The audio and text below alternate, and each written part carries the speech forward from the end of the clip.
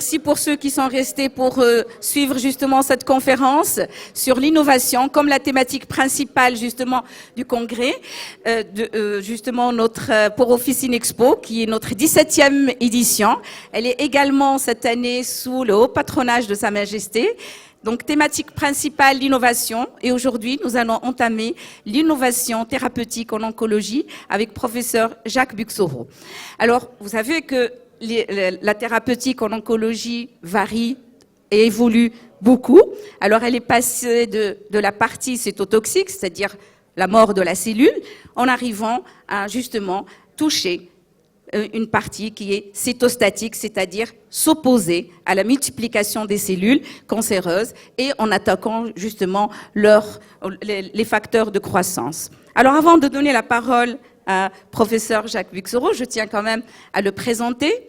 Il est pharmacien de formation, il est actuellement professeur émérite à la faculté de pharmacie de Limoges, et j'insiste sur quelque chose de très important, il est rédacteur en chef d'une revue qui est très connue, les actualités pharmaceutiques.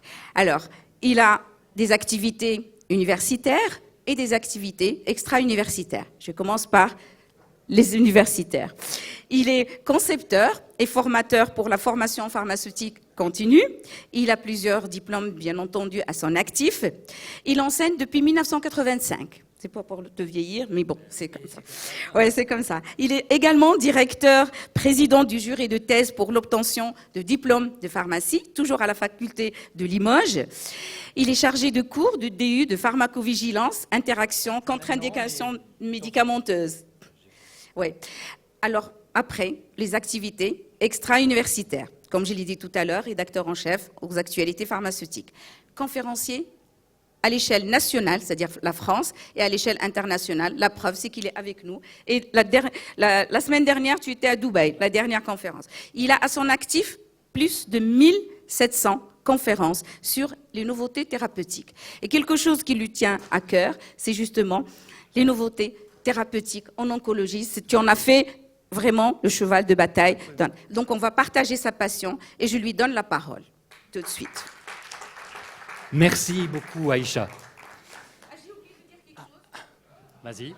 Vas-y. L'innovation que professeur Jacques Buxoro en a fait, ce sont des formations en croisière. Il a à son actif 25 croisières, donc joindre l'utile à l'agréable. Travail, hein, oui, travail. Donc, il y a une thématique par croisière. Il en a fait 25 jusqu'à maintenant. Et on fait même des voyages de formation sur la planète. Donc, on peut concevoir une formation voyage avec professeur Jacques Buxoro, avec une thématique bien précise. Tu as également fait des reportages vidéo sur les nouveautés. Quoi de neuf sur les nouveautés médicales, surtout avec la société la SFPO, la société francophone de la pharmacie clinique. Et il va nous dire un mot une fois qu'il aura fini. Ça, c'est quand même important pour nous de nous décrire un petit peu ce que fait la société dont tu es membre très actif. Maintenant, à toi la parole. Merci beaucoup, Aïcha. Alors d'abord, je voulais vous remercier de m'avoir invité. C'est un immense plaisir de me trouver là ce soir, vous imaginez. J'apprécie énormément le Maroc. J'apprécie beaucoup, beaucoup l'accueil que vous me réservez. Alors ce soir, nous allons donc parler d'un sujet complexe, vous allez voir. Alors c'est en fin de journée, j'espère que vous êtes en forme, parce que voilà, il y a des choses à connaître. J'appuie. Devant, c'est-à-dire. Ah voilà, d'accord.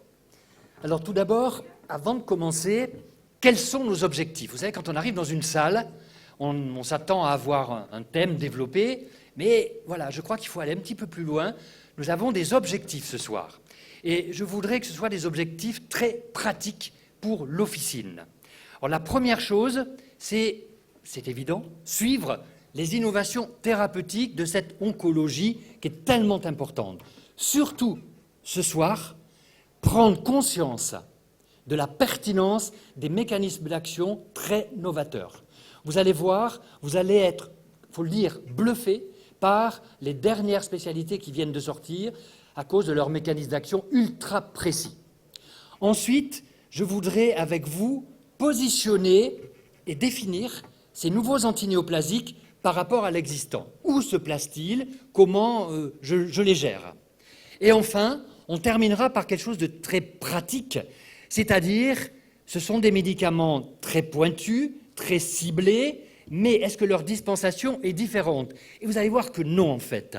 Donc, on va essayer, à travers ce discours que je vais vous tenir, d'optimiser cette dispensation, donc d'une ordonnance de thérapie ciblée antinéoplasique, pour mieux accompagner votre patient. Vous savez qu'aujourd'hui, accompagner son patient, c'est absolument primordial à l'officine. Le pharmacien a un devoir vraiment d'accompagner son patient pratiquement chaque jour. Alors donc, ce que nous allons développer en fin de soirée, là, ce soir, ça va vous permettre en quelque sorte de valoriser votre mission de pharmacien avec des messages scientifiques, et je pèse mes mots, actualisés, raisonnés et pratiques. Pour aider un pharmacien, il faut être pro. Voilà, on ne peut pas se contenter d'être superficiel. Alors, regardez ce chiffre, c'est assez édifiant. Les derniers chiffres publiés par l'OMS, 52 783 nouveaux cas de cancer recensés au Maroc en 2018. Alors, les cancers les plus répandus, évidemment le cancer du sein, on pouvait s'y attendre, mais aussi le cancer du poumon et le cancer de la prostate. Donc, dans les innovations que nous allons voir ce soir, c'est vrai qu'il y a beaucoup de produits pour traiter, en particulier, le cancer du sein et le cancer du poumon. Alors, l'année dernière, je vous avais déjà parlé de cela très rapidement dans les innovations, parce que je faisais toutes les innovations confondues, même hors cancérologie. Vous avez sous les yeux différents moyens permettant de traiter un cancer, la chirurgie, la radiothérapie, la chimiothérapie cytotoxique, l'hormonothérapie et les nouvelles thérapies ciblées et autres. Alors je ferai 2 blocs, avec un bloc qui tue les cellules cancéreuses et un second bloc qui entrave la multiplication des cellules cancéreuses. Attention, dans ce bloc, il y a certaines thérapies ciblées aujourd'hui qui sont mises sur le marché, qui font beaucoup plus qu'entraver la multiplication des cellules cancéreuses parce qu'elles tuent aussi ces cellules cancéreuses. Alors, quels sont ces nouveaux médicaments de l'oncologie? Alors, tout d'abord, il faut replacer dans le contexte.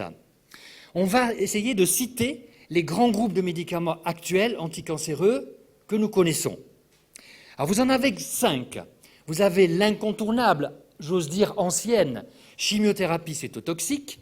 Ensuite, également une ancienne thérapie, l'hormonothérapie. Et puis apparaissent des noms plus modernes, comme les anticorps monoclonaux, mais aussi l'immunothérapie et une classe, vous allez voir, qui est une sorte de fourre-tout, mais où on y loge des médicaments extrêmement innovants, vous verrez, et qui ont des mécanismes d'action, il faut le dire, absolument bluffants. Alors, je vous passerai la chimiothérapie cytotoxique, vous la connaissez, elle a des défauts, elle a des qualités, elle se gère en particulier sur des périodes bien précises. Ça, c'est important ce que je vais vous dire, parce que vous allez voir, les nouveaux produits que l'on a sortis se gèrent au long cours. Et effectivement, ces produits au long cours qui ont des effets indésirables, eh ben, ce n'est pas si facile que ça, parce qu'on doit prendre le médicament jusqu'à la fin de ses jours. Alors que la chimiothérapie cytotoxique, certes, il y a beaucoup d'effets indésirables que vous voyez sous les yeux, mais limité dans le temps, parce que c'est peut-être 1 mois, 2 mois, 3 mois, 6 mois, etc.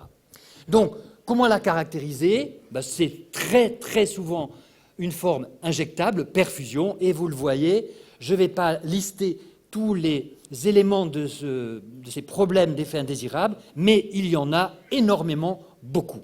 Ensuite, vous avez l'hormonothérapie anticancéreuse. Alors, dans cette hormonothérapie, on y insère les anti-hormones et apparentés et les hormones. Alors, comment on définit cette classe de l'hormonothérapie? Eh bien, évidemment, c'est fait pour traiter des cancers dits hormonodépendants ou hormonosensibles.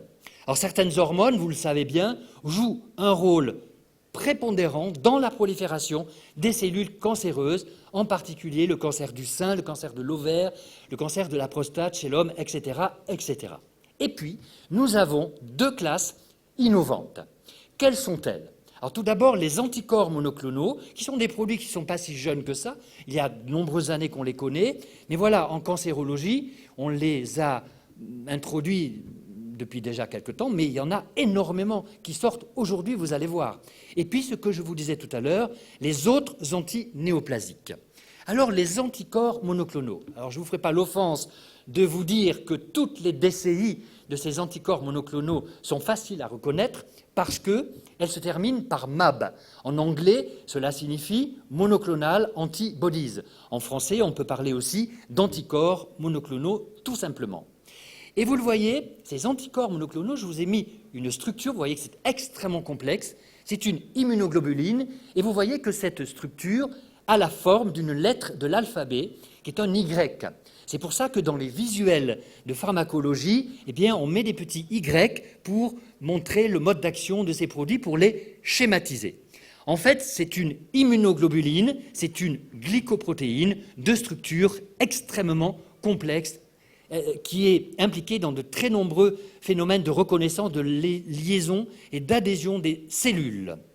Regardez la liste, elle n'est pas complète parce qu'il en sort très souvent.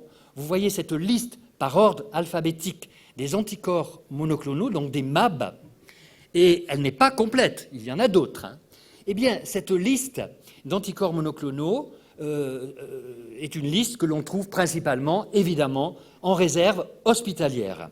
Parce que ce n'est pas facile à gérer d'injecter ces anticorps monoclonaux. Ce sont des protéines, il peut y avoir des réactions, donc on comprend qu'on les maintienne en réserve hospitalière pour l'instant. Alors, quelques indications précises pour certains, l'atezolizumab, cancer colorectal, cancer bronchique non à petites cellules, etc., l'avelumab, le binatumomab. Alors vous allez me dire, M. Buxereau, mais c'est difficile à prononcer ces DCI. Oui, c'est extrêmement complexe parce que ces DCI répondent à une norme internationale où vous devez avoir des préfixes, des suffixes et des termes dans la DCI qui montrent l'intérêt et le site d'action et la provenance. Donc ça donne des DCI extrêmement complexes. Alors depuis quelque temps, on sort des anticorps monoclonaux couplés à des cytotoxiques et ça vous donne des noms comme trastuzumab, que l'on connaît sous le nom de Herceptin, que l'on a sorti sous le nom aussi de trastuzumab antazine, c'est-à-dire que l'on a couplé l'anticorps monoclonal à un cytotoxique. On appelle ça des conjugués anticorps médicaments ou ADC. Alors évidemment, contrairement à la chimiothérapie pure et dure, ces ADC sont conçus pour cibler. Pourquoi ? Parce que l'anticorps monoclonal va aller directement sur les cellules cancéreuses. Alors regardez, c'est simplement pour vous montrer une structure de ces produits. Vous y reconnaissez donc la structure chimique qui est l'antazine, et puis vous le voyez, cette antazine qui est liée au trastuzumab. Alors une vue un petit peu plus complexe, où vous avez le fameux Y, anticorps monoclonal ciblant les cellules cancéreuses, et vous voyez, vous avez un petit pont vert avec une boule rouge, c'est un pont chimique qui rattache l'anticorps monoclonal à l'agent cytotoxique. Et cet agent cytotoxique va détruire. Donc en fait, vous allez avoir un double effet. Vous allez pouvoir détruire vos cellules cancéreuses et le cytotoxique est vectorisé via l'anticorps monoclonal. Alors ces anticorps monoclonaux ont évidemment des mécanismes d'action extrêmement performants, mais très pointus, très ciblés. Vous le voyez, en général, ces anticorps monoclonaux vont être des antifacteurs de croissance des cellules cancéreuses. Anti-VEGF, EGFR, HER2, etc., etc. Alors, je vous le rappelle, la petite structure schématique des anticorps monoclonaux, ça on l'a vu tout à l'heure. Pourquoi ? Ça vient de la structure. Eh bien, vous avez en haut, sur le Y, le site de liaison à l'antigène, que l'on appelle paratope, et en bas, vous avez la capacité d'interaction avec le système immunitaire. Eh bien, vous voyez ici ces petits Y qui se sont fixés sur l'antigène qui peut être un récepteur sur une cellule, mais aussi une protéine circulante, un facteur de croissance, par exemple, d'une cellule cancéreuse. Alors, prenons par exemple un anti-VEGF qui s'appelle le bevacizumab. Alors, il faut savoir que le VEGF, cela signifie Vascular Endothelium Growth Factor, en français, facteur de croissance de l'endothélium vasculaire. En fait, le VEGF, c'est un polypeptide qui est fabriqué par la tumeur anoxique pour assurer sa vascularisation. C'est-à-dire que lorsque la tumeur grossit, c'est sûr qu'il faut qu'elle se vascularise, sinon elle ne peut pas vivre, elle ne peut pas survivre. Donc, elle fabrique elle-même ce VEGF. Et on a trouvé un moyen de l'empêcher de se développer en faisant le siège de la tumeur, le siège vasculaire. On bloque la circulation, on bloque sa vascularisation et on a créé ainsi des anti-VEGF. Vous avez aussi des anti-EGFR. Par exemple, le cetuximab et le panitumumab. Alors, le GFR, vous le voyez, c'est l'Epidermal Growth Factor Receptor. Eh bien, cet anti-EGFR inhibe la capacité de l'EGFR à stimuler l'activation de la tyrosine kinase. Alors, vous voyez que certains anticorps monoclonaux peuvent avoir des activités anti-tyrosine kinase. Eh bien, ce blocage va entraîner une inhibition de la croissance tumorale. Ensuite, vous avez les anti-HER2. Et vous avez un produit très connu, qui est la spécialité Herceptin, qui est faite pour traiter en particulier le cancer du sein, mais bien d'autres cancers également. HER2 signifiant Human Epidermic Receptor type 2.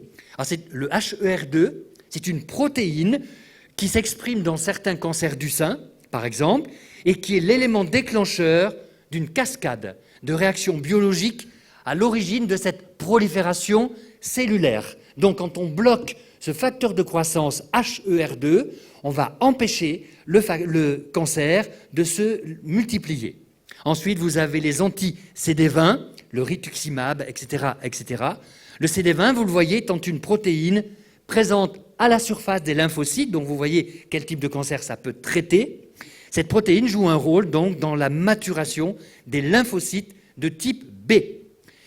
Alors vous avez ce que l'on appelle les autres antinéoplasiques. Et c'est là où vous allez voir ces fameuses innovations. Alors je vais vous donner la liste de ces autres antinéoplasiques. Vous voyez qu'elle est conséquente. Elle contient des produits que j'ai mis en caractère non gras noir, et qui sont des produits plus anciens, des agents différenciateurs, photosensibilisants, anti-angiogènes, etc. Et puis j'ai mis certains inhibiteurs en rouge qui sont très récents. Alors il y en a un au-dessus aussi qui est récent, mais on ne va pas l'aborder ce soir parce qu'on n'a pas le temps. Moi, je vais vous parler surtout des inhibiteurs de la voie Hedgehog. Vous allez voir, c'est spectaculaire. Et il en sort beaucoup en ce moment. Surtout l'actualité actuelle des inhibiteurs des enzymes PARP, puisqu'on a sorti le dernier sur l'Europe il y a 2 jours, les inhibiteurs des protéines BCL2, bien sûr, les fameux inhibiteurs des protéines kinases. Alors vous remarquerez que je ne dis pas tyrosine kinase, je dis protéine kinase parce qu'il y a énormément de protéines kinases, dont les tyrosines kinases. En fait, une tyrosine kinase, c'est une protéine kinase. Il vaut mieux dire le terme générique, protéine kinase. Vous avez des tyrosines kinases, des janus kinases, etc. Vous en avez des dizaines et des dizaines. Et puis vous avez les inhibiteurs du protéasome. Et c'est là où sont vraiment les très grandes innovations dont nous allons parler. Alors regardez les fameux inhibiteurs de ces protéines kinases. Vous voyez tout en bas, en violet, j'y ai placé la liste très longue qu'on va voir tout à l'heure des inhibiteurs des tyrosines kinases. Mais au-dessus, vous avez plein de sortes de protéines kinases. Les inhibiteurs des protéines de fusion de la TRK, vous avez ce que cela signifie, tropomyosine réceptor kinase. Les inhibiteurs de la MEK, mitogène activated protein extracellular signal regulated kinase. Les inhibiteurs des protéines kinases BRAF et les inhibiteurs des protéines kinases CDK. Donc vous voyez où on en est arrivé dans la liste de ces médicaments actuellement. Alors les protéines kinases, comme son nom l'indique, le nom se termine par ase, donc significatif, d'une enzyme. Ce sont donc des enzymes. Ce génome, notre génome humain, contient de très très nombreuses kinases qui ont pour rôle de phosphoryler et d'activer, donc. Eh bien, ces enzymes sont impliquées dans 3 choses. la prolifération et la survie cellulaire, les processus de migration et d'invasion et l'angiogénèse. Donc l'inhibition de ces protéines kinases, c'est vraiment un des premiers choix aujourd'hui pour fabriquer ces thérapies ciblées actuelles. Alors vous voyez la liste. Alors maintenant nous passons sur uniquement les inhibiteurs de tyrosine kinase. Alors vous voyez que j'ai mis des petits points parce que la liste n'est pas exhaustive. On peut dire qu'il en sort tous les 2-3 mois. C'est impressionnant la sortie. Moi je suis ça de très près depuis plus de 25 ans. Et c'est vrai qu'au cours de ces dernières années, la sortie des inhibiteurs de tyrosine kinase s'est vraiment activée. Alors vous voyez du reste les inhibiteurs de tyrosine kinase les plus récents. Alors en général, ces inhibiteurs de tyrosine kinase ont des DCI qui se terminent par tini. Vous voyez, il y a beaucoup de rouge que j'ai mis sur les DCI de ces produits, mais vous avez aussi les phénib, les cyclib et les panib. Donc beaucoup d'inhibiteurs de tyrosine kinase, et vous avez sous les yeux l'actualité de ces 3 ou 4 dernières années. C'est du jamais vu. Moi, depuis toutes ces années où je m'occupe de la sortie des nouveaux médicaments, où je fais des tas de conférences sur ces molécules, jamais, dans aucune classe thérapeutique, je n'ai vu un tel essor. C'est incroyable. Et tant mieux, parce que nous avons vraiment besoin de ces produits pour traiter ce fléau qu'est le cancer aujourd'hui. Alors donc, ces inhibiteurs de tyrosine kinase, comme le font les protéines kinases, bloquent l'action de la tyrosine kinase. Eh bien, vous comprenez qu'on va jouer un rôle dans la communication, le développement, la division et la croissance de ces cellules cancéreuses. Donc, c'est un type de traitement qui est aujourd'hui très prisé et qui fait partie de ce que l'on appelle les thérapies ciblées. Alors juste un petit schéma qui paraît complexe, mais en fait, vous savez, quand on le regarde de près, il est simple. Sur la partie gauche du visuel, vous voyez, vous avez de l'ATP. Eh bien, cet ATP va activer la tyrosine kinase cytosolique, vous le voyez. Voilà. Donc, lorsque cette activation est faite, on active le domaine de cette tyrosine kinase, donc, et ça va activer les voies de signalisation avec ce que vous avez dans l'encadré en marron, prolifération, survie, etc. Eh bien, vous voyez, l'inhibiteur de tyrosine kinase va venir empêcher l'action de la kinase, donc on n'aura plus cette phosphorylation et on va bloquer la prolifération, la survie, on va empêcher l'angiogénèse et on va bien sûr diminuer le processus d'invasion. Ça, c'est un schéma que j'ai récupéré dans la lettre du pharmacologue, que je trouve très simple, très pertinent et très pratique à retenir. Alors, dans les autres antinéoplasiques, eh bien, vous avez les inhibiteurs du protéasome avec le bortezomib, le carfilzomib et l'ixazomib. Alors, je vous dirai exactement comment ils agissent. Vous avez les inhibiteurs de la voie Hedgehog, Hedgehog signifiant hérisson, vous verrez pourquoi tout à l'heure. Il y en a 2, le solidégib et le vismodégib. Et puis, les inhibiteurs des enzymes PARP. Ces inhibiteurs de l'enzyme PARP ont été mis sur le marché, ont été sortis avec la première molécule olaparib, qui est le Lynparza, qui est un produit très intéressant pour traiter le cancer du sein, mais aussi le cancer de l'ovaire, le cancer péritonéal, etc. Et vous voyez, il y en a eu 3 autres, le niraparib, le talazoparib et le tout dernier, récent depuis quelques jours, le rucaparib. C'est une classe en extension, vraiment en quelques mois. C'est impressionnant quand même. Alors, pourquoi, vous allez me dire, mais pourquoi, M. Buxereau, une telle avalanche de produits pour le cancer en assez peu de temps finalement? En fait, c'est parce que nous connaissons très bien maintenant, on peut encore mieux connaître, mais quand même, on a une très bonne connaissance des mécanismes de prolifération des cellules cancéreuses et bien sûr de tous ces facteurs de croissance qui sont impliqués dans ces mécanismes de cancérisation. Et comme on connaît très bien ces facteurs de croissance, on peut fabriquer des produits, en particulier des thérapies ciblées, comme des anticorps monoclonaux ou autres, qui peuvent aller bloquer ces facteurs de croissance et ainsi, on va maîtriser un type de cancer. Je dis un type de cancer. Ce qu'il faut bien retenir, c'est que ça permet de concevoir des produits qui ne sont plus comme c'était autrefois, qui avaient un mode d'action très large et qui avaient des indications extrêmement larges. Ici, grâce à leur mécanisme pointu, parce qu'on va bloquer un certain facteur de croissance, eh bien on va obtenir des produits dits ciblés. Alors c'est le mécanisme d'action qui est très ciblé, adapté à chaque type de cancer, et évidemment, ça vous donne des indications extrêmement précises. C'est ce que l'on appelle les thérapies ciblées. Alors ces thérapies ciblées sont principalement les anticorps monoclonaux qui sont injectables. Ça, c'est sûr qu'on ne peut pas utiliser ces produits par voie orale. Pourquoi ? Parce que ce sont des protéines et dès qu'ils arrivent dans l'estomac, si on les prenait par voie orale, ils seraient absolument détruits par l'acide chlorhydrique. Par contre, vous avez les inhibiteurs d'enzymes. Alors vous voyez à droite en bas, vous avez la structure par exemple du cobimétinib. C'est une petite structure chimique qui, elle, peut être donnée par voie orale.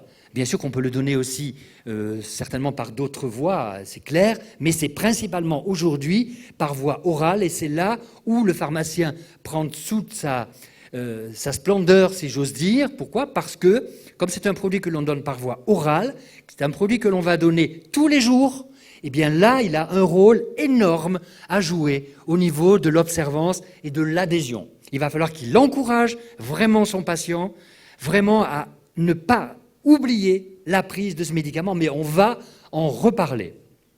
Alors, il faut savoir que dans tous ces antinéoplasiques, et en particulier, évidemment, les inhibiteurs de protéines kinases, 25 à 30% de pratiquement tous les anticancéreux seront administrés par voie orale.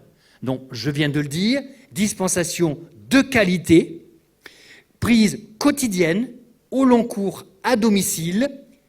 Eh bien, le risque, c'est de la banalisation du traitement. Vous savez, ce malade, il sort de thérapie lourde. Il a eu une chimio, il a eu une radiothérapie, il a peut-être eu une chirurgie. Et un jour, après cela, on lui donne une ordonnance et il a à prendre un médicament tous les jours. Donc, il peut banaliser, il peut oublier, il peut se dire oh ben c'est simple, je n'ai qu'un petit médicament à prendre. Voilà. Et petit à petit, au fil des mois, eh bien, il va baisser en observance. Donc, il faut le mettre en adhésion, ce patient. Il faut lui montrer l'intérêt. Il faut mettre aujourd'hui le patient au centre de son traitement. Et c'est là le rôle important. On en a beaucoup parlé dans les tables rondes ces heures précédentes. C'est très important que le pharmacien s'implique auprès de son patient pour rentrer dans son traitement. Le pharmacien va lui délivrer, va lui dispenser un médicament, ce n'est pas pour lui, c'est pour le patient. Et c'est le patient qui doit être au centre de son traitement. Et quand on aura compris à l'officine que c'est le patient qui compte et qu'on doit lui parler avec un langage clair mais précis, mais à sa portée, on aura tout gagné. Et là, on réalisera très bien notre métier d'officinal. Donc, jouons la carte de l'observance, mais je dirais mieux, jouons la carte de l'adhésion. C'est un petit peu différent. Vous allez regarder ce chiffre qui m'a moi-même édifié. L'observance aux chimiothérapies orales varie entre 50 à 90%. Alors vous comprenez bien que quand une chimiothérapie orale est à 50% en observance, c'est vraiment pas suffisant, et là, il y a des risques majeurs pour le patient. Alors, faisons un petit point. Ces thérapies modernes, dites ciblées, est-ce qu'elles ont moins d'effets indésirables que les chimiothérapies, oui ou non? Alors, je vais vous répondre tout de suite. C'est vrai que quand on regarde les effets indésirables induits par les chimiothérapies, on est vraiment affolé. Alors, c'est vrai, les thérapies ciblées ont peut-être un petit peu moins d'effets indésirables, mais il ne faut pas se leurrer, elles ont quand même pas mal d'effets indésirables dont il faut tenir compte. Et une autre petite notion, c'est qu'on les prend au long cours. Donc on va devoir gérer ces effets indésirables au long cours. Alors voilà quelques effets indésirables qui peuvent survenir, neurologiques, cardiovasculaires, cutanés, rénaux, hépatiques, pulmonaires, visuels, biologiques, mais j'ai mis des points de suspension. Alors vous allez me dire, mais c'est terrible. Est-ce que ces patients qui ont ces thérapies novatrices vont avoir tous ces effets secondaires? Pas du tout. C'est la liste complète des effets. mais certains n'auront que des effets cutanés, d'autres peut-être que des effets rénaux. Très souvent, les effets indésirables qui apparaissent parce qu'il y a une faiblesse peut-être déjà avant la mise sous thérapeutique de certains organes. Alors maintenant, vous avez peut-être envie de savoir si ces nouveaux antinéoplasiques sont vraiment efficaces. Alors, une première constatation, ils ne guérissent pas. De toute façon, aujourd'hui, je ne peux pas, dans mes messages, à travers mes conférences, je ne peux pas dire aujourd'hui qu'on guérit le cancer avec des médications. Ce n'est pas possible. On s'approche, avec certains cancers, d'un taux pratiquement de guérison, c'est clair, mais surtout, on freine la multiplication, alors, voire on tue, vous en verrez tout à l'heure. Donc, on va donc améliorer la qualité de vie, on va allonger la durée de vie. En fait, en quelque sorte, ces médications vont permettre, comme elles freinent la multiplication des cellules cancéreuses en particulier, on va, alors n'ayons pas peur des mots, transformer la maladie cancéreuse en quasi-maladie chronique, qui n'évoluerait plus et qui donc réduit le risque métastatique. Mais c'est un progrès, parce qu'avant l'avènement de ces produits, il y avait les chimios. Quand on arrêtait la chimio, nous n'avions rien, ou très peu. Donc, on n'avait pas cette possibilité aujourd'hui de freiner. Donc, on a fait un pas en avant, un pas énorme. Alors, on me pose très souvent la question au cours de mes conférences, est-ce qu'un jour, on va réussir à guérir le cancer? Je dis oui, très probablement. C'est peut-être pas pour demain, c'est peut-être pour après-demain, mais connaissant de mieux en mieux les processus de cancérisation des cellules, très certainement qu'on arrivera à mettre sur le marché des produits qui guérissent au moins certains types de cancers. C'est vrai qu'il y a certains types de cancers aujourd'hui qui sont absolument catastrophiques, en particulier le cancer du pancréas, où pour l'instant il n'y a rien, il n'y a pas de thérapie ciblée, il y a très très peu de choses, et là voilà. Donc on peut quand même lever le pouce en disant oui, c'est quand même intéressant. Alors je vais vous, juste pour que vous ayez une idée, je vais vous passer la liste des produits depuis 2007. Et vous allez voir, c'est édifiant. Alors vous avez une première colonne où vous avez les noms de spécialité, suivi de la DCI et suivi de l'indication de ces produits. Par exemple, le Cotellic, vous voyez, qui est le cobimétinib, sert à traiter le mélanome malin métastasé, qu'on appelle le 3e, le Zicadia, le cancer bronchique, etc. Dans la colonne du milieu, vous avez le mécanisme précis de l'action. Vous voyez que ce sont des inhibiteurs des protéines kinases, et vous avez par exemple des inhibiteurs de la MEK, des inhibiteurs hautement sélectifs de l'ALK, anaplastique lymphoma kinase, mais vous voyez, ça se termine toujours par kinase. Je vous ai dit qu'il y a énormément de kinases impliquées dans la cancérisation, et pratiquement une kinase par type de cancer. Alors vous voyez, ce sont des produits chimiques, donc que l'on peut donner, ce sont en fait des petites molécules que l'on peut donner par voie orale. Alors, malgré le fait que ce soit des petites molécules chimiques, le coût reste élevé actuellement de ces thérapies ciblées et de ces molécules. Alors, regardez ce qui est sorti en 2018. 2018 a été une année très particulière où nous avons eu énormément de sorties de nouveaux médicaments, et en particulier dans ce domaine de la cancérologie. Alors, vous voyez, dans mon tableau, il y a 2 étages. Il y a les inhibiteurs des protéines kinases. On a poursuivi le développement avec Alecensa, que vous avez du reste au Maroc, et on va faire un petit focus tout à l'heure dessus, et on va même apprendre à dispenser l'Alecensa pour avoir un message et voir ce qu'il faut dire à votre patient. Le Cabométix, Librance, mais vous avez aussi des produits dans le 2e étage du tableau qui sont qualifiés de autres antinéoplasiques, et c'est là où on trouve, et les grandes innovations, les toutes dernières, les inhibiteurs des enzymes PARP. Alors, le Lynparza a été le premier, il y en a eu 3 autres qui ont suivi. Les inhibiteurs du protéasome, les inhibiteurs de la voie Hedgehog et les inhibiteurs de la protéine anti-apoptotique BCL2. Donc vous voyez, en une année, ce que l'on peut sortir.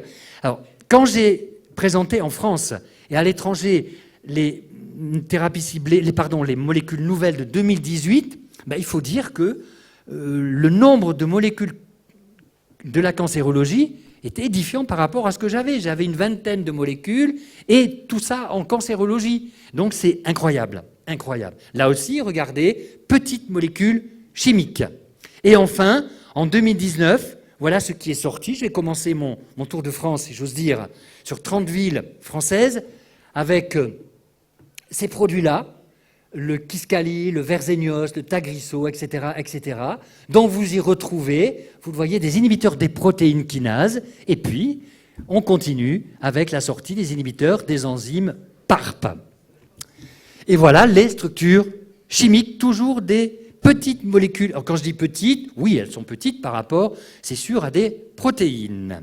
Alors on va faire un focus sur les nouveautés de 2018, parce que comme vous avez une panoplie très large d'autres agents antinéoplasiques, et c'est ce que je veux développer ce soir pour vous montrer où en sont arrivées nos innovations en cancérologie, 2018 me convient tout à fait bien.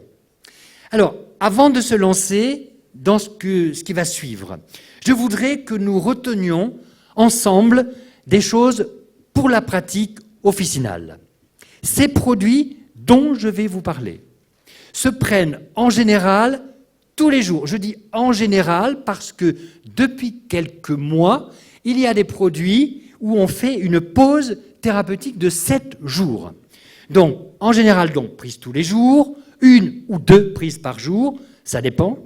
Et vous voyez, ce qui est en vert est capital. Ne laissez jamais, j'ai dit jamais, sortir un patient de vos officines sans lui avoir précisé le moment de prise. Ça peut varier du simple au double en passage systémique. C'est incroyable. Donc, il faut que vous vous renseigniez. Alors, c'est bien marqué dans la monographie, dans le RCP du produit. Vous y trouverez tout ce que vous devez dire à votre patient. Parce que malheureusement, le médecin ne met pas toujours le moment de la prise. Or, c'est très dommageable parce qu'il risque de perdre énormément d'activité. Alors, ce qu'il faut savoir aussi, c'est qu'avec ces produits nouveaux, eh bien, le traitement se fait au long cours. Et on dit, qu'est-ce que ça veut dire au long cours? Alors, ça veut dire 2 choses. Si le malade supporte, s'il n'y a pas de problème, s'il n'y a pas de progression de la maladie, théoriquement, c'est à vie.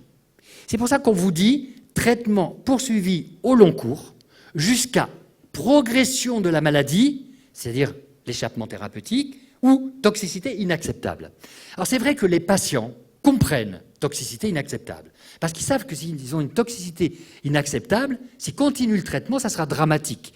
Ils n'auront... Le bénéfice est en faveur du risque cette fois. Le bénéfice-risque est en faveur du risque, et non plus du bénéfice. Mais par contre, quand on leur dit traitement poursuivi jusqu'à progression de la maladie, là, il risque d'y avoir un petit malentendu. Ils vous diront, mais je ne comprends pas, ma maladie cancéreuse est en train d'évoluer et c'est là où on m'arrête le traitement. Et oui, pourquoi?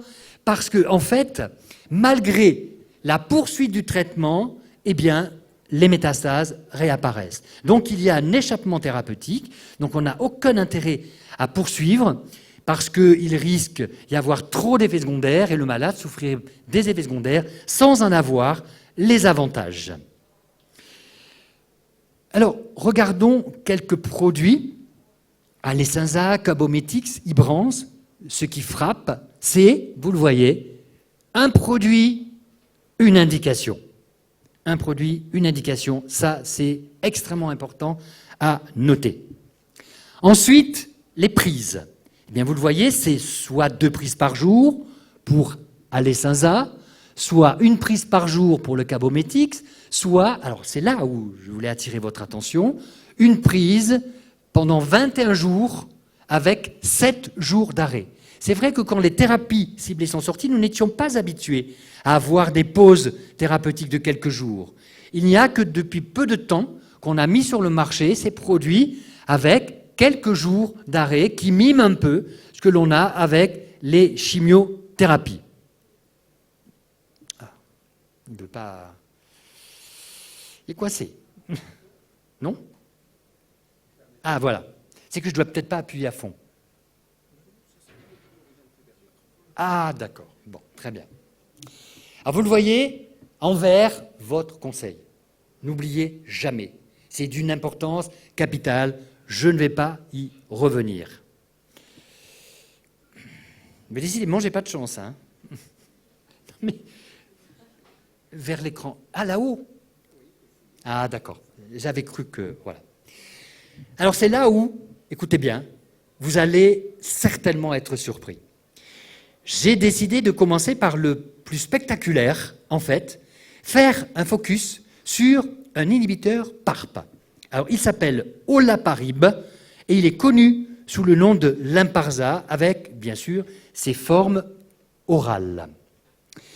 Alors, vous avez donc deux dosages possibles, soit 50 mg pour le cancer de l'ovaire, des trompes de Fallope et le cancer péritonéal primitif, et puis des formes un petit peu plus dosées avec le cancer de l'ovaire et le cancer du sein. Alors, généralement, quand un médicament apparaît sur le marché, ce qu'on fait, nous pharmaciens, c'est qu'on va voir les indications et on voit cancer de l'ovaire. Paf, on est renseigné, on ne va pas plus loin parce que c'est très compliqué, on arrête, on dit cancer de l'ovaire. Sauf qu'il aurait fallu continuer un petit peu plus loin. Pourquoi ? Parce que plus loin, il est précisé des mentions absolument incontournables. On vous dit, évidemment, cancer du sein, cancer de l'ovaire, etc. Mais cancer avec mutation du gène BRCA.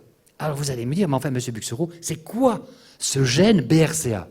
C'est vrai qu'aujourd'hui, la thérapie, tout ce qui est chimie thérapeutique, etc., a énormément évolué. On est passé d'un contexte purement chimique à un contexte qui file vers l'immunologie. Et pour les étudiants, ce n'est pas une chose facile. Moi, j'ai enseigné pendant des années la chimie thérapeutique et j'ai vu cette transition. Et c'est vrai que c'est assez complexe et maintenant, on a vraiment besoin d'avoir d'autres notions pour dominer sa thérapeutique. Alors, le gène BRCA, c'est quoi ? C'est le gène breast cancer, breast signifiant cancer du sein. C'est vrai que si on lit si on essaie de savoir ce que veut dire BRCA, ça fait peur. Vous voyez qu'en fait, ce gène BRCA est un gène suppresseur des tumeurs que nous avons naturellement. Il agit comme les gardiens du génome. En fait, il empêche les mutations. Voilà. Ou s'il y a une mutation, c'est pas qu'il empêche, mais il les répare surtout. Donc vous avez deux gènes BRCA, le gène BRCA1 et le gène BRCA2, vous voyez, portés par deux chromosomes différents, les chromosomes 17 et le chromosome 13, et vous voyez que ces gènes contrôleraient la régulation du cycle cellulaire, très intéressant, et la réparation de l'ADN. Alors, ce que vous avez sous les yeux paraît complexe, mais vous allez voir, c'est d'une grande simplicité si on y met un peu de pédagogie. Donc, on a sorti ce médicament qui s'appelle olaparib. Alors, l'olaparib, vous le voyez en vert, bloque l'enzyme PARP, qui doit réparer les cassures de l'ADN. L'enzyme PARP, vous en avez sa signification tout en bas de l'écran, c'est le poly-ADP ribose polymérase. C'est donc une enzyme très importante pour nous, pour notre organisme. Eh bien, l'olaparib est capable de bloquer cette enzyme PARP. Alors, regardez bien en haut. Vous reconnaissez la double hélice de l'ADN avec ce petit rond orange, l'enzyme PARP qui vient réparer l'ADN. Vous me suivez ? Bien. Je bloque l'enzyme PARP par l'olaparib. Donc, j'empêche la réparation, les cassures. Vous le voyez, l'ADN en dessous a subi cette fracture et donc, c'est embêtant pour la poursuite des événements, pour la cellule elle-même. Alors, évidemment, dans un organisme, quand il y a une mutation BRCA, c'est souvent au niveau de la tumeur, mais les cellules saines n'ont pas subi cette mutation. Donc, au niveau de nos cellules saines, de nos cellules normales, eh bien, la réparation de l'ADN va se faire par la voie BRCA. Donc, un malade qui est sous olaparib, eh bien, peut quand même réparer ces cassures dans les cellules normales. Par contre, au niveau des cellules malignes, la réparation n'est plus possible puisque le gène BRCA a muté et la réparation ne peut pas se faire par le gène BRCA. Donc voilà le mécanisme d'action. C'est très pertinent et il fallait y penser. Alors évidemment, quand on le voit comme ça sur un schéma, on dit mais pourquoi on n'y a pas pensé plus tôt? Et oui, sauf que voilà, les chercheurs doivent s'activer, doivent mettre au point le produit, faire tous les essais, c'est extrêmement complexe. Mais c'est vrai qu'on peut applaudir, c'est mis sur le marché parce que c'est absolument fabuleux. Prenons un autre mécanisme d'action, avec un inhibiteur de protéasome. Eh bien, nous avons par exemple l'ixazomib, qui est la spécialité Nalaro, qui est faite pour traiter le myélome multiple. Alors attention, cette molécule n'est pas utilisée seule, elle doit s'utiliser couplée à deux autres produits, le lénalidomide, mais aussi la dexaméthasone, et cette triple association vient à bout, si j'ose dire, améliore considérablement le myélome multiple, surtout en traitement de deuxième ligne chez les patients en rechute. Mais il faut évidemment les trois produits à la fois. Alors c'est un inhibiteur de protéasome, cet ixazomib. C'est quoi le protéasome? Alors, ce que vous avez sous les yeux, c'est un petit schéma, c'est une protéine, vous voyez, avec deux sous-unités. Le protéasome est nécessaire à la survie de toute cellule et il se trouve, par bonheur, que les cellules tumorales sont beaucoup plus sensibles que les cellules saines à l'inhibition du protéasome. Donc si vous avez un patient que vous devez traiter pour, évidemment, ce myélome multiple, que vous devez traiter avec ixazomib, ça va toucher principalement les cellules tumorales et ça va épargner les cellules saines. Donc l'ixazomib induit sélectivement l'apoptose des cellules tumorales. D'accord? L'apoptose, c'est la mort programmée des cellules. Il faut savoir que les cellules cancéreuses ont perdu l'apoptose. Elles ont acquis ce qu'on appelle l'immortalité. Sauf que, voici un tableau qu'on doit remettre au patient. On doit prendre 3 principes actifs. Vous vous en souvenez? Donc, si on ne fait pas un tableau précis de prise, le patient ne peut pas s'en sortir. C'est impossible. Donc, heureusement, dans le RCP, vous avez un tableau que l'on peut garnir, que l'on peut photocopier, que l'on peut garnir et que l'on va donner à son patient. Ensuite, faisons un petit focus sur l'inhibiteur de la protéine anti-apoptotique BCL2. On a sorti le Venetoclax 20 Clixto. Il sert à traiter la leucémie lymphoïde chronique. Alors vous voyez, l'AMM, évidemment, est beaucoup plus précis. Alors c'est un inhibiteur donc sélectif de cette protéine anti-apoptotique. Alors ça dit bien son nom, protéine anti-apoptotique. Donc on voit que quand on l'inhibe, eh bien on va redonner l'apoptose à ces cellules cancéreuses. Donc le Venetoclax a une activité, et c'est là où je voulais en venir, qui est cytotoxique. Vous voyez, c'est une thérapie ciblée, mais à activité cytotoxique. Eh bien, qui dit cytotoxicité dit mort des cellules. Ces cellules, que vont-elles devenir? Elles vont évidemment s'éliminer de l'organisme, elles vont se nécroser, s'éliminer de l'organisme. Donc, il va y avoir évidemment mise en circulation de nombreux éléments que constituaient ces cellules, puisqu'on les a tuées, et donc on risque d'aller vers ce que l'on appelle un syndrome de lyse tumorale. Donc vous le voyez, pour ce produit, on doit absolument respecter une ascension posologique et ne pas déroger à cette ascension posologique. Parce qu'un syndrome de lyse tumorale, c'est grave. Vous voyez que le syndrome de lyse tumorale aboutit à l'insuffisance rénale aiguë. Que peut-on faire? Là aussi, il y a vraiment un conseil plus à donner par le pharmacien. Et de plus en plus, vous le verrez à l'officine, les produits qui vont sortir sur le marché nécessitent vraiment une implication du pharmacien avec un conseil plus à donner. Et quand le pharmacien aura en délivrance ce type de produit, il devra dire à son patient, voyez, surtout, respectez l'ascension posologique, n'allez pas plus vite que la musique. Ensuite, hydratez-vous pour que votre rein soit bien drainé.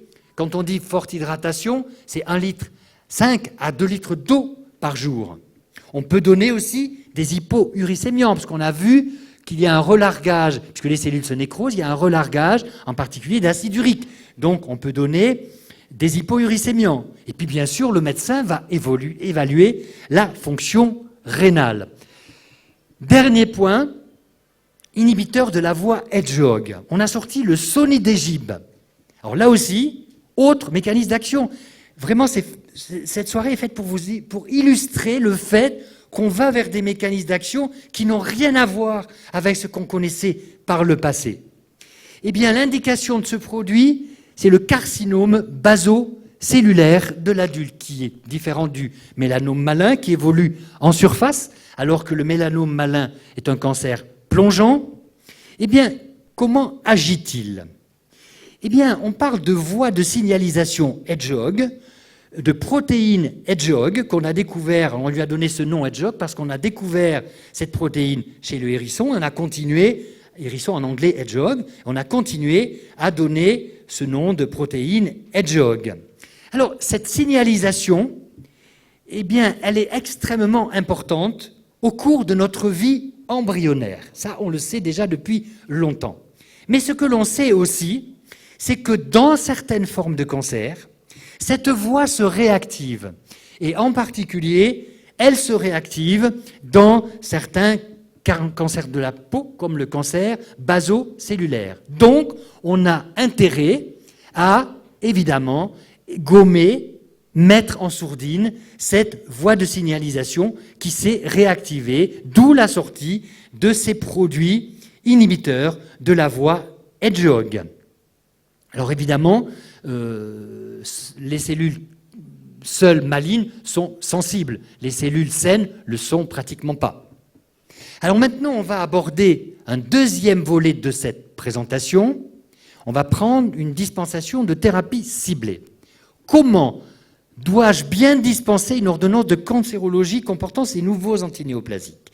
Ce sont des nouveaux produits, et la question que vous allez me poser, c'est, mais voilà, nouveaux produits, est-ce que, au point de vue de la dispensation, ça va être différent de ce que je faisais avant avec les anciens produits ? Alors je crois d'abord qu'il faut expliquer soigneusement à votre patient son traitement et l'intérêt pour lui de se traiter, en lui disant, si vous oubliez, comme c'est tous les jours, c'est dramatique. Donc il faut le mettre en observance.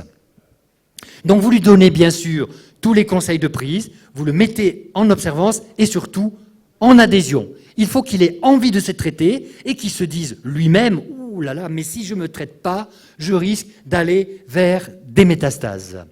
Alors bien sûr, il faudra gérer les effets indésirables, surveiller son traitement, mais surtout dédramatiser et rassurer. Et on verra tout à l'heure dans la dernière partie de cet exposé les phrases clés que l'on peut dire à son patient. Alors vous avez vu, je vous avais déjà montré ces effets secondaires, on ne va pas y revenir, mais vous avez certains produits comme l'Odonzo qui peut donner une toxicité particulière. Et là, il faut avertir le patient. On n'est pas obligé d'avertir sur tous les effets secondaires, sinon on ne s'en sort pas. Le patient va avoir peur, il ne fera pas son traitement. Mais comme ce produit est susceptible de donner une toxicité musculaire, on a le devoir de lui dire, voilà, si vous ressentiez des problèmes de douleur au niveau de la cuisse ou du mollet, eh bien il faut revoir votre médecin ou venez m'en parler, je vous dirai ce qu'il faut faire. Et puis donner tout un tas de conseils basiques sur le soleil, sur l'automédication, pas d'automédication et boissons abondantes. Et bien sûr, si c'est une femme en âge de procréer, c'est une femme donc concernée par la procréation, eh bien lui donner tous les conseils adéquats de contraception, de grossesse et d'allaitement. Alors vous voyez, il y a un produit, par exemple l'Odonzo, c'est incroyable. Voilà, pour les femmes susceptibles de procréer, la prescription est limitée à 1 mois. il y a un test de grossesse réalisé dans les 7 jours, une prescription et délivrance qui doit avoir lieu dans les 7 jours qui suivent le test de grossesse. Vous voyez, ce n'est pas si facile que ça. Mais ça, produit par produit, vous serez bien sûr alerté. Alors évidemment, il y a beaucoup d'interactions médicamenteuses à craindre. Qu'est-ce que je dois dire à mon patient? Eh bien, on le verra tout à l'heure dans les phrases que j'ai fabriquées pour vous. Je crois même, c'est sûr, le pharmacien est au carrefour de tous les traitements du patient. Donc vous imaginez votre rôle, comme il est important. Vous devez penser à tous les médicaments pris par le patient sur une même ordonnance, bien sûr, ça c'est évident, mais aussi les autres prescriptions. Il n'est pas interdit à ce malade d'aller chez un dermatologue, d'aller chez un gastro-entérologue, etc. Donc il faut être fédérateur. Et il faudra rassembler tout ce que prend le patient. Et bien sûr, penser à son automédication, mais aussi penser au jus de pamplemousse, penser au millepertuis, aux infusions, etc., etc. Alors on va terminer, on va prendre un exemple sur une spécialité que vous avez au Maroc qui s'appelle Alecensa. Alors vous le voyez, cette spécialité, c'est l'alectinib. Ce sont des gélules, prescription et délivrance, donc tableau A, nous sommes au Maroc.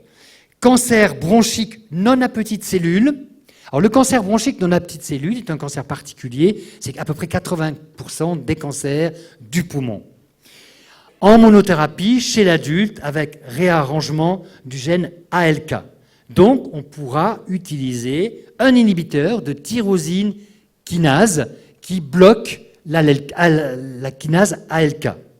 La posologie, c'est simple, c'est 600 mg, c'est-à-dire 4 gélules de 150 mg, 2 fois par jour. Là, vous voyez, c'est une prise 2 fois par jour au cours d'un repas. Bien sûr, vous le verrez dans les RCP, il y a des adaptations posologiques à faire en cas d'insuffisance rénale, c'est le sujet âgé, etc., etc. Et comme je vous le disais en préambule, une certaine durée de traitement jusqu'à progression de la maladie ou survenue d'une toxicité inacceptable. Il y a toujours un bénéfice-risque. Chaque fois que l'on dispense un médicament, pensez aux bénéfices, mais aussi pensez aux risques. Alors c'est vrai que c'est bien quand le bénéfice est supérieur au risque, sinon ça ne vaut pas le coup. Eh bien là, vous voyez, il y a des effets indésirables. C'est une thérapie ciblée, mais je vous ai rassemblé ici les plus fréquents, c'est-à-dire qui surviennent chez plus de 20% des patients. On va y trouver des effets classiques que l'on trouve en chimiothérapie, par exemple cytotoxique, vous voyez, anémie, troubles digestifs, perturbations biologiques, éruption cutanée, myalgie, augmentation de poids. Donc, il y aura un message, mais vous allez voir, le message qu'on va fabriquer ensemble tout à l'heure n'est pas le listing de cela. C'est autre chose. Il ne faut pas donner la liste complète, il faut donner un certain message. Alors évidemment, ce produit va nécessiter des précautions d'emploi et une surveillance, en particulier une surveillance pulmonaire. Eh bien, déceler en particulier tout événement pulmonaire suspect, évocateur d'une pneumopathie, en particulier d'une pneumopathie interstitielle diffuse. Donc le pharmacien doit connaître les signes de ces problèmes d'effets indésirables. Une grande surveillance hépatique, avec un suivi de l'alate, de l'azate, de la bilirubine. Donc vous voyez, tout ça, ça s'apparente beaucoup à ce que l'on fait dans les chimiothérapies. Alors évidemment, la surveillance, je vous l'ai marqué à l'initiation du traitement, mais aussi toutes les 2 semaines pendant les 3 premiers mois, etc., etc. Et puis, une surveillance musculaire. Là aussi, il y a un certain message à donner à son patient pour ne pas l'affoler. Mais il faut, à l'officine, détecter. Le pharmacien doit être la personne qui oriente, qui détecte et qui tire la sonnette d'alarme. Il ne doit pas faire de diagnostic, mais il doit lui dire « Attention, là vous avez ce problème, il faut aller voir votre médecin ». Donc ça, c'est le rôle du pharmacien. Donc, un certain message à donner. Alors bien sûr, il y a des interactions médicamenteuses. Alors, vous savez, le domaine des interactions médicamenteuses est un domaine absolument extrêmement intéressant à travailler. J'aime beaucoup faire des conférences sur le thème des interactions médicamenteuses, mais ça devient extrêmement complexe. Il y a 20 ans, quand on commençait à vouloir parler des interactions, c'était beaucoup plus simple. Aujourd'hui, vous avez des tas d'inducteurs, des tas d'inhibiteurs, des substrats, de la PGP, bref, ça devient extrêmement compliqué. C'est un métier. Heureusement pour nous, à l'officine, notre métier est allégé parce que nous avons ces écrans et qui nous aident à pouvoir détecter toutes les interactions. Alors vous voyez, rien que les substrats de la glycoprotéine P, je vous les ai mis pour que vous ayez quand même une idée, c'est incroyable. Donc vous avez des listes comme ça. Alors on ne peut pas, un pharmacien ne peut pas apprendre par cœur les listes. Si nous n'avions pas de logiciels nous aidant à traiter les interactions, ça ne serait absolument pas possible. Alors voici l'ordonnance. Alecensa, 600 mg, soit 4 gélules de 150 mg 2 fois par jour au cours d'un repas, soit 1200 mg par jour. Qu'allons-nous dire à notre patient? Eh bien, on va fabriquer ensemble, si vous le voulez bien, les phrases clés qui vont vous permettre d'aborder la dispensation. Alors, qu'allez-vous lui dire sur l'intérêt de ce médicament? Vous avez un patient qui arrive, alors toujours l'accueil, la convivialité, etc. Il faut toujours que le patient se sente en confiance, qu'il aille chez son pharmacien vraiment, je veux dire, avec joie, quoi. Parce qu'il sait qu'il va avoir des conseils, il sait qu'il va être suivi. Donc voilà, en dehors de cela, que lui dites-vous sur l'intérêt de ce médicament? Alors moi je pense qu'il faut lui dire, ce médicament est fait pour soigner. Vous voyez, j'ai mis votre affection.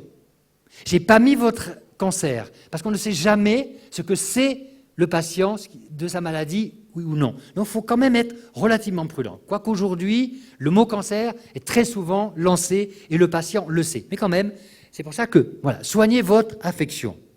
Et puis lui dire, vous remarquerez que ce produit se prend par voie orale, ce qui n'était pas le cas auparavant, parce que je sais que vous aviez des chimiothérapies et que vous rentriez à la clinique ou à l'hôpital faire ces injections. Eh bien, voyez, aujourd'hui, c'est en voie orale. Le médecin vous a prescrit un produit par voie orale. Mais attention, n'oubliez pas votre médicament. Et vous lui expliquez pourquoi, ce qu'on vient de dire bien en amont tout à l'heure, parce que s'il oublie, eh bien, s'il oublie de quelques jours, ne serait-ce que de quelques jours, eh bien, malheureusement, la multiplication des cellules peut reprendre, parce que ce sont des médicaments qui empêchent la multiplication, mais qui ne tuent pas. Donc, la multiplication des cellules peut reprendre. Et surtout, n'arrêtez jamais votre traitement et ne modifiez jamais la dose prescrite ou le rythme d'administration sans avis de votre médecin prescripteur. Donc voilà, ça c'est un discours qu'il faut avoir dès que vous voulez dispenser ce médicament. Que lui dites-vous sur la façon de prendre son médicament? Maintenant, il faut en venir au but. Comment je prends le médicament? Donc, prenez bien votre médicament tous les jours. Alors, avec un grand verre d'eau. C'est ce qu'on dit classiquement. Il ne faut pas que ces produits qui sont par voie orale se coincent dans l'œsophage. Il faut qu'ils soient entraînés rapidement dans le tube digestif, dans l'estomac. Donc, en 2 prises par jour. Au cours d'un repas, ça c'est indispensable. Et les gélules ne doivent pas être ouvertes ou mâchées. Ensuite, que lui dites-vous en cas d'oubli d'une prise? N'oubliez pas, ça c'est très important, parce que le malade peut oublier. Puis vous allez le sensibiliser. Non, que lui dites-vous en cas d'oubli d'une prise? Alors, c'est toujours très bien expliqué dans le RCP, parce qu'évidemment, ça varie d'un produit à l'autre, parce que vous avez ces demi-vies du médicament, donc il y a des médicaments on doit prendre, d'autres on ne doit pas prendre, etc. C'est fonction de cette demi-vie. Donc ça, c'est très variable d'un médicament à l'autre. Donc il faut que vous alliez vers cette documentation. Et en l'occurrence, si vous regardez la documentation sur la prise d'Alecensa, eh bien la dose omise doit être prise immédiatement, sauf s'il reste moins de 6 heures avant la prochaine dose. Toujours dans les RCP, on vous renseigne le moment clé où on doit basculer. Bien sûr, ne prenez pas 2 doses en même temps pour compenser une dose omise.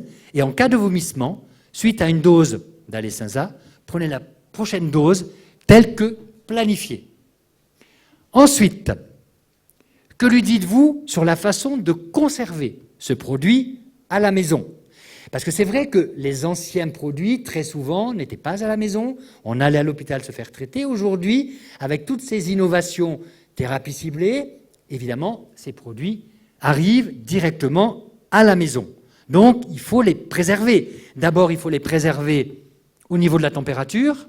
Alors, vous avez des produits, en général, ces produits thérapie ciblée ne bénéficient pas de conditions de température basse, sauf exception. Et surtout, je l'ai mis en rouge, ce sont des produits à garder hors de la vue et de la portée des enfants.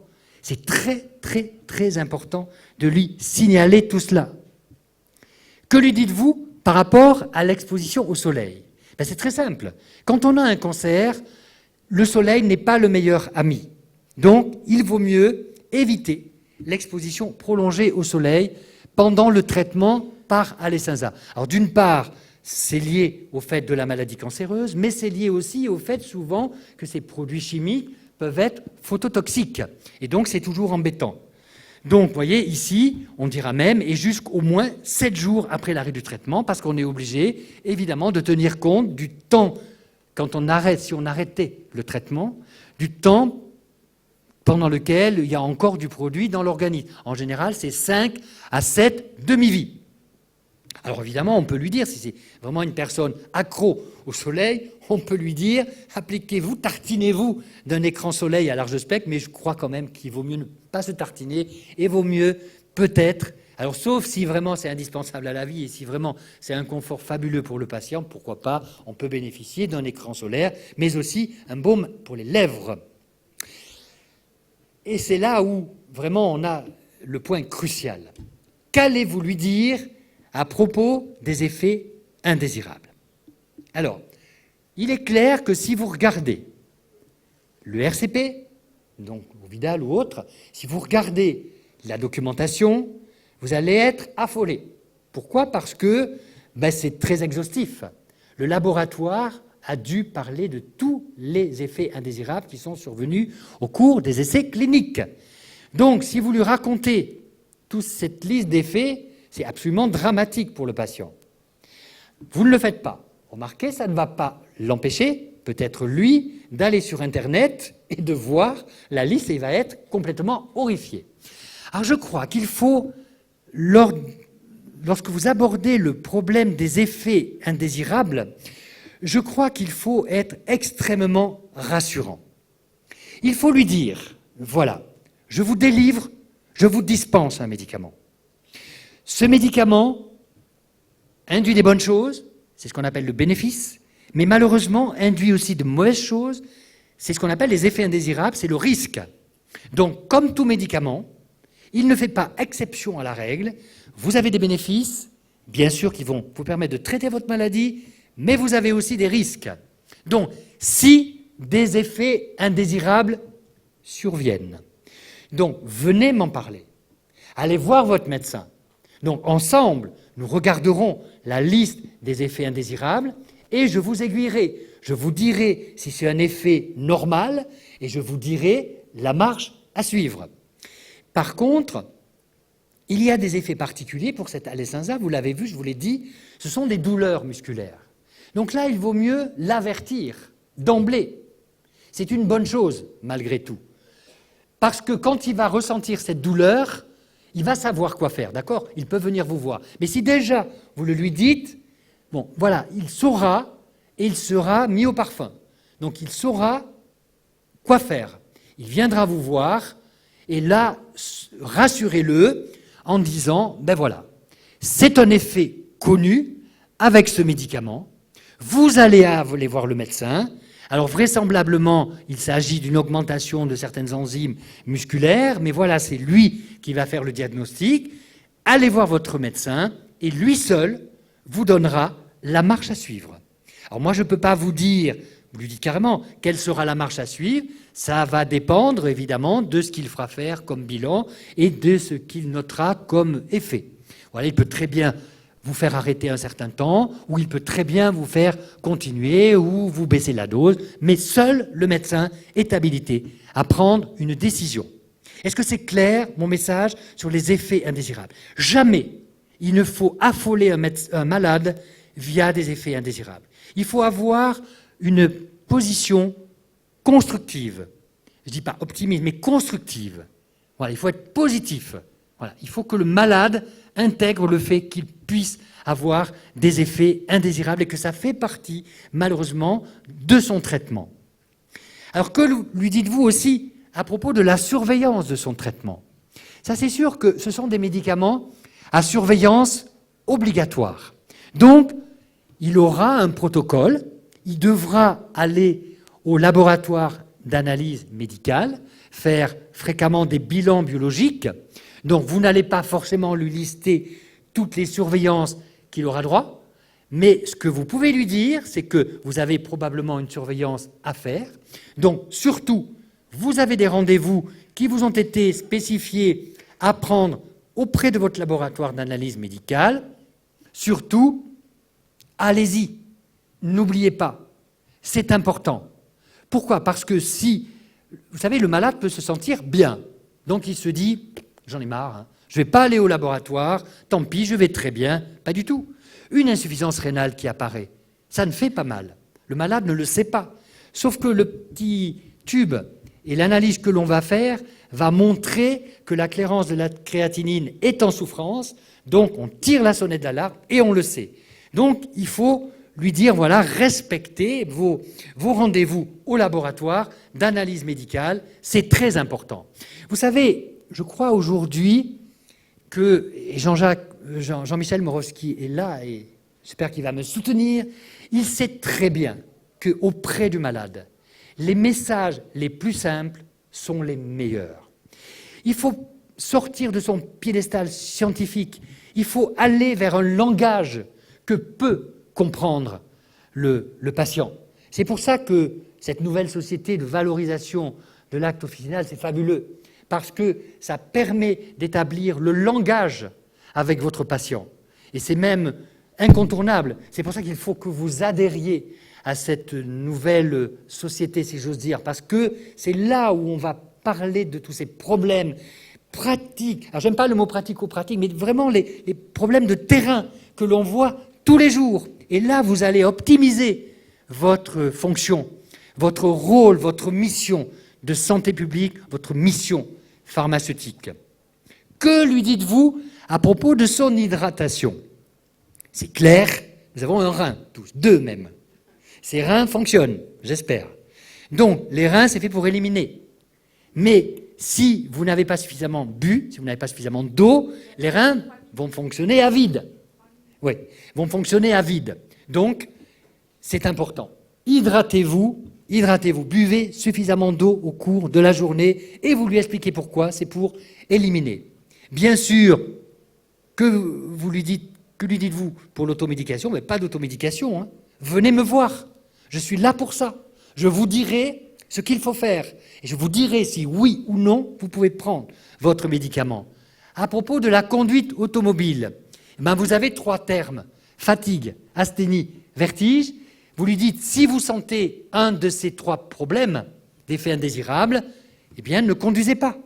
Voilà. On ne peut pas interdire la conduite si on n'a pas de problème particulier. Mais si on a ces soucis, oui. Voilà. Et pour la grossesse et l'allaitement, alors ça c'est très spécifique, il faudra vous reporter au RCP. Alors donc, en conclusion, j'espère que vous avez pris conscience de ces innovations antinéoplasiques très performantes, mais ciblées. Arrivées très nombreuses des médicaments. Ensuite, deuxième point, les antinéoplasiques sont de plus en plus précis dans leur mode d'action. Vous avez vu, on en est à l'ère de l'inhibition du protéasome, inhibition des enzymes PARP, etc., qu'on appelle les autres antinéoplasiques.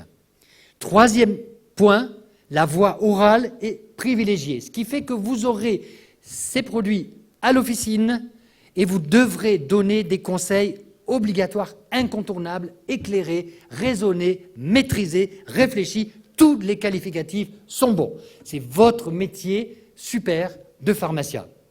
Donc, vous devez vous impliquer et vous investir de plus en plus auprès de vos patients. Alors, je voudrais vraiment vous remercier de m'avoir écouté. Je voudrais vraiment remercier également Aïcha qui m'a convié à cette formation sur les innovations en cancérologie. Et puis, merci à tous mes amis marocains. Et j'avoue que j'attends ce moment avec impatience. C'est un réel bonheur que de venir chaque année ici vous voir. Sincèrement, ce n'est que du bonheur.